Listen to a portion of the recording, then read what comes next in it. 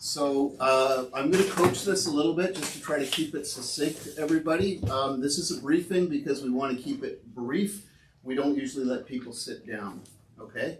What we're trying to do, the beauty of working in the EOC is that we are strategic support to the site. We're not managing the site, we're supporting the site. And as such, we have the luxury of time. And that means we can take a much more proactive approach to supporting the incident than they are at the site. At an emergency site, they're reacting to what's going on. We're being proactive and we're trying to have a game plan. And that's what we're doing right now is we're about to write the EOC Action Plan, which is the game plan. Now to do that, we need to understand what's happening and what each unit is working on moving forward.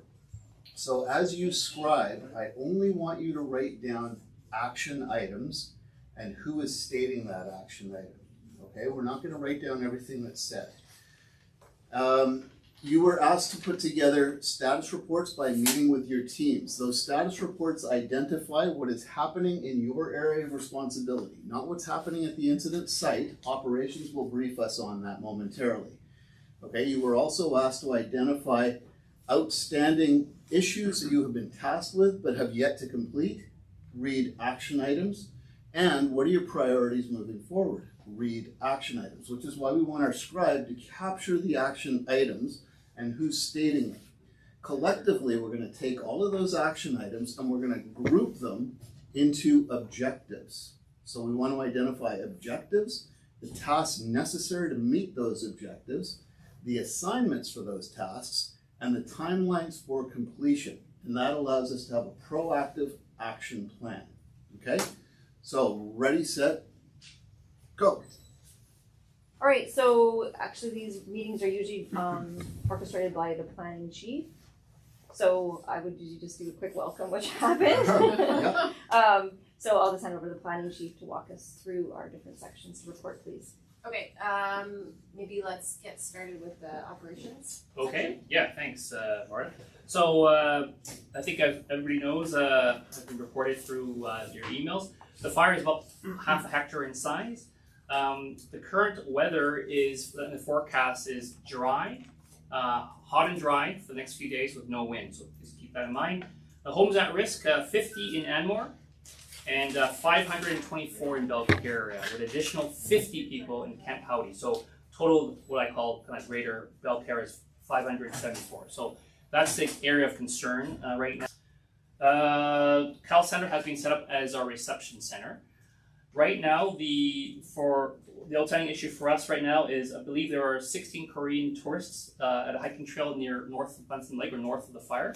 So we're checking right now with our incident command to see whether we need search and rescue to go in there and get that. So that's still outstanding for us. So, sorry, at this point, should we identify that as an action? Yes, search and rescue to locate missing tourists. Yeah, 16 of them.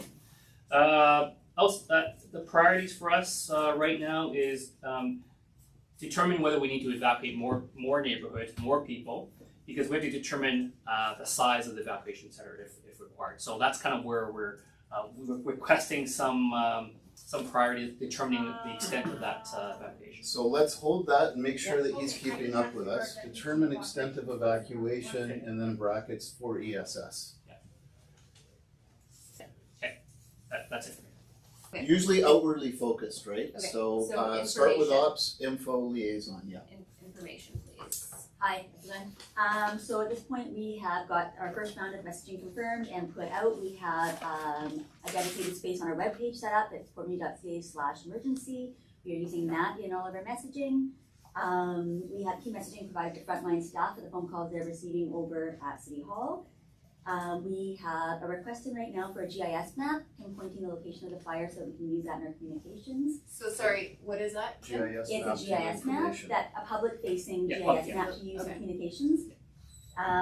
We have 2 media inquiries right now waiting. We've got a phone call that needs to go back to CKNW, and we have an interview on video request. Follow up on media requests. So pending the results of this and the situational report, I believe, that we get after this, we can move forward with responding to the media inquiries. And our anticipated priorities coming up are to release an actual media release with information on the evacuation and the state of emergency and what we need the public to know. Okay, thank you so much. Who do I write down for actions on this? GS map, is that GS then, or a person? Planning. Yeah, GIS unit, which is planning. Okay. Yeah, excellent. That's what you want to be doing, is identify who's responsible for that. We Media? can go around later on and Okay. verify the timelines for that. Again, we've got the entire leadership of the EOC in this room. We need to keep this briefing brief so we can get them back in there. Okay, liaison next, please. So just establishing connections with a lot of the external agencies. So we've been in touch with BC Hydro and IOCO, just informing them of the wildfire and letting them know if there's any sort of damage to assets, to let us know, or vice versa if we find out that there's some potential danger to any of their infrastructure. We'll let them know as well. Can you put down here, under liaison, identify potential infrastructure at risk? And what you want to do is make sure that's tasked to planning, because planning are the thinkers. They're the ones that can do an analysis and not just identify infrastructure at risk, but identify what happens if we lose it and what dependencies, what are related to that infrastructure. Upstream dependencies and downstream, and I'll talk to planning about that offline. It's great that you're thinking about that. They're the people that should be tasked with it. Okay, perfect. Okay, so for planning, we've, to read my notes here. We've contacted Imperial Oil. They're on standby for any additional information that might affect them. We've worked with parks to close the trailheads that lead to the fire boundary. I think everything else has been covered. So for outstanding issues, we need to check in with the Coast Guard for water egress options. Go right around the front counter. We need to follow up on the evacuation route to make sure we're considering all the inflow and outflow of people. We wanted, Make sure he's keeping up with you. Marine access, egress, or exit options. and then follow up By on, Coast Guard, right? well, it would By be planning? us, planning. Alright. And then follow up on the evacuation route, Okay. also planning. We wanted to check if police have put in barricades to stop any incoming traffic as well as media. So do, Is that separate or combined with that evacuation? I would say determine traffic management strategy. I think that's it. So a couple of comments on that. First of all, excellent. The not repeating things that have already been said, way to go, right? If it's already been said, you don't need to say it again. Sometimes you cross into somebody else's lane, and if somebody's crossed into your lane and already said it, it doesn't need to be repeated. The other thing is, you have the luxury right now of having other jurisdictions in here, and sometimes you'll have agencies in there as well. Generally, the agencies are represented in operations, which represents departments and agencies that are tactically engaged. Other times you'll have, not necessarily, you don't have the wildfire people from Metro Vancouver, you have the emergency coordinator. So he's coming in as a technical specialist, which slots into planning, as opposed to an actual doer that you would have in operations. So planning should be reporting out on behalf of those technical experts or the liaisons from Anmore, Belcarra, and Metro as well. And I think he captured that. The only point of clarification would be when you say you're controlling parks, is it Metro Parks, is it Port Moody Parks, or is it both? Right. Really well done. Okay, carry on. Thank you. Okay, next, logistics, please. Okay. Sustenance and nutrition is available on the 3rd floor, that's just arrived. Lunch is pizza and salad, and that will be arriving at 12:30, delivered to the 3rd floor. Our outstanding issues are really, our big challenge is that no formal requests are coming. We've only had one that's come through planning. So we really want people to be completing the requests for any kind of support that we're needing and making sure that it goes through the proper channels, going through planning, through ops, and then on to logistics if that needs to happen, because we need to assign dollar values to things. We're waiting for, we're waiting for a request, a resource request. You're waiting for a reason. So we've had verbal, but we're waiting Okay. for an actual From- resource request to go Yes. through planning, through Okay. ops, From and we're us. assuming it's gonna come our way. Okay. That's for additional busing. We're anticipating ESS support, transportation, and of course, we'll be needing some financial approvals. So So really, follow up on financial approvals related to ESS, EOC, and site activities. and we're just working on getting our groove. So, as a team. good rule of thumb, just to quote a former mentor of mine that worked for the province, and he used to say, if the only reason you want something is because the province is paying for it, you don't need it. Having said that, obviously you want to maximize your cost recovery wherever possible, but you also need to do what you need to do. There's an emergency happening in your jurisdiction, so if you don't get cost recovery, are you not going to do it? No, you can contest that later. Do it anyway, right? So you have to do what you have to do. But if you can cost recover, the province likes to approve those costs before you have incurred them wherever possible. Finance. Quickly, an expenditure limit of $5,000 has been set up, and everything above that limit has to go through EOC receivable. No EAFs have been reported to finance. Okay, so an EAF for everybody is an expenditure authorization. So if you want the province to pay for something, you want written approval on a form called an expenditure authorization. So if you're spending anything more than, that spending limit, or if you're incurring significant costs, get written approval from the province. Getting verbal is not good enough. You want, when you submit your claim, you want a written signed document that says, yes, they approved it. You can do that after you've spent if necessary. Again, don't delay necessary action because of paperwork, but wherever possible, get that approval signed, get verbal first and get signed as soon as possible. Also then important for the groups is just making sure that you schedule in breaks for your teams, that you make sure you're leaving people behind in the EOC when they're on those breaks. There is food on the third floor, so when someone goes to the third floor, they are not in the EOC, right? If I can just offer a quick observation, a good management team briefing is 20 to 30 minutes. You're under 20 minutes right now, which is excellent, and that's with me constantly interrupting you guys, so you've done extremely well on that. So, okay, let's keep the director and the planning chief behind, everybody else back in the room, and we'll keep our scribe as well. And what's happening here in the EOC as well. So I would suggest we try to break it down into those four. There may be another one that also, I would suggest that the multi-jurisdictional coordination also fits into that site because it's figuring out who owns what. Support the site, support ESS, support evacuation, and the EOC.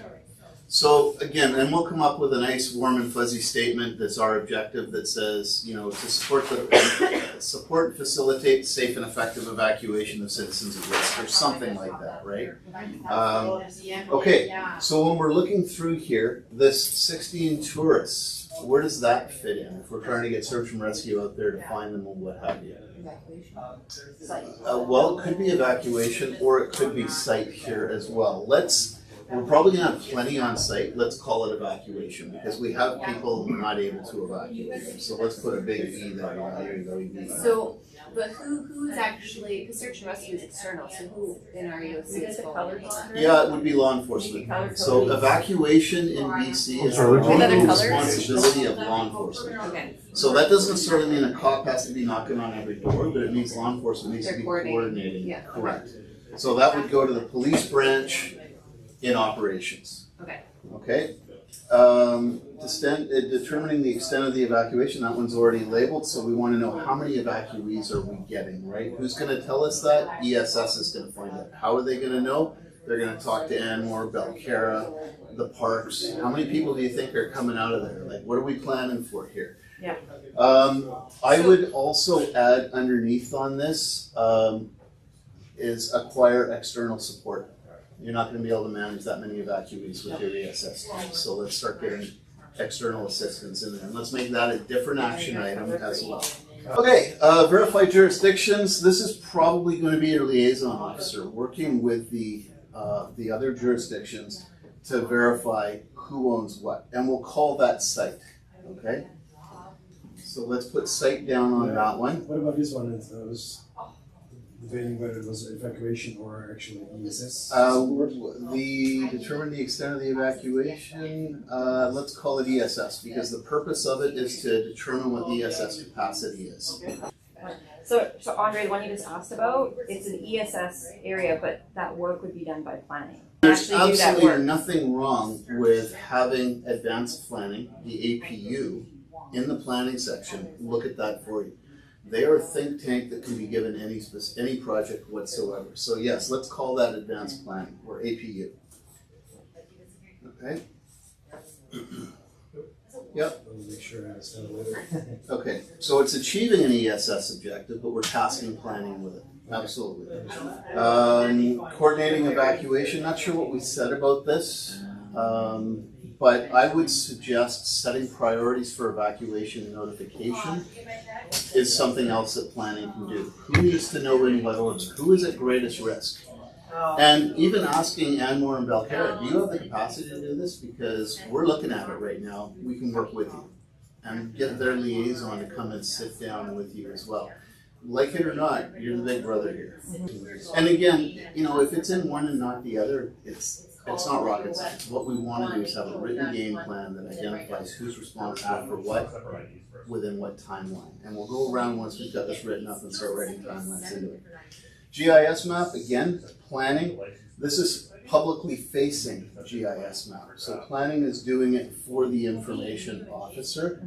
And the purpose for this is to keep people out of the area. So I would consider this to be site support. We're advising people where to stay away from, where the fire is, things like that.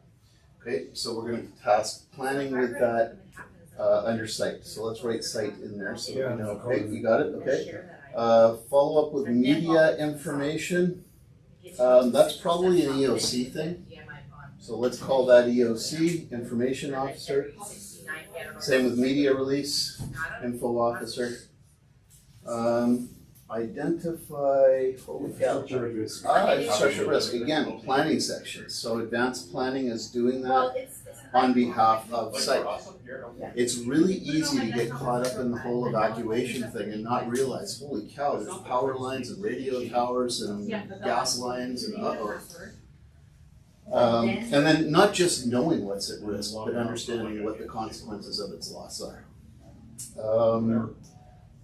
So parks closing the trailheads, so it's site support, operations is going to do that, so they're still working on that. Sorry, which one was that? Parks closing the trailheads.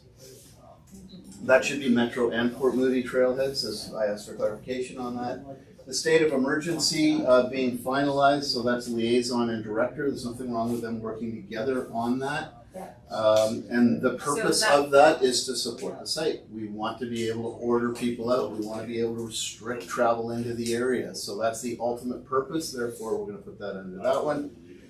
I like this underline thing. I'm going to use that in the So future. that was liaison for that one? The state of emergency? Yep, Okay. liaison and director. Let's task them together on that because ultimately it's the director's responsibility. But in most jurisdictions, the liaison officer is the subject matter expert in emergency management. Marine egress option, again, planning, right? So Under you want to be, evacuation. yes, under evacuation. So you want to be heavy on your planning section. Sorry, so is that one site and or evacuation?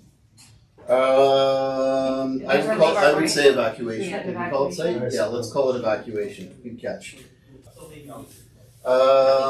Evacuation route planning, again, planning section, evacuation. Traffic plan, same deal. Those are pretty much the same thing, route planning, traffic planning, right? Where are your control points though? You wanna stop counterflow as well, that's part of that. For the traffic management plan, like, so planning's responsible for coordinating that, but like, are they making sure that ops is doing that? Yeah, so, you know, you've caught on to something that I try to teach in emergency management that is really not well understood, and that is having a static group in advanced planning. You don't, like, who should be in advanced planning depends on what the hazard is, right? Hazardous materials advanced planning, where's our cleanup going to be, where are our catch basins, what resources do we need, are very different than it might be for wildfire or flooding or something. So I usually recommend having a couple of people in advance planning that drive process, but actually doubling up in your EOC on representatives that have subject matter experts, like PSS, like fire branch, like police. So that even if it's a fire prevention officer that can sit and man the phones while the assistant fire chief is sitting in the advanced planning, talking about what this hazmat, means and what have you. So I believe that the best advanced planning units are actually put together by the subject matter experts that are in operations. But to extract them out of operations and borrow them for a while means you need depth in operations so that they are backfilled. Okay, so determine busing needs for evacuation. This is planning, but it needs to be logistics that actions it. So what do you mean by that? Well, planning are the ones that will identify what the needs are. We need this many buses. But then they will convey that to logistics to action, getting the buses out there, pickup point. These guys should be also identifying pickup points. So we can put that on there. Identifying, determine busing needs and pickup points. So Marta, for your purposes, you would be identifying the number of people. And then we would be Because to they might be logistics. procuring a 15-person bus or a 40-person bus, right? You're getting a lot of tasks out of here. So if you find that you're overwhelmed, ask the director, can we divert a couple of people into, but use those people that you've got from other jurisdictions. Follow up on all logistics requests. This is logistics. So this is logistics tracking. If resources equal money, and if you're not regularly following up on resources, the people at site will start forward deploying them, and then you've lost them and you're trying to track them down.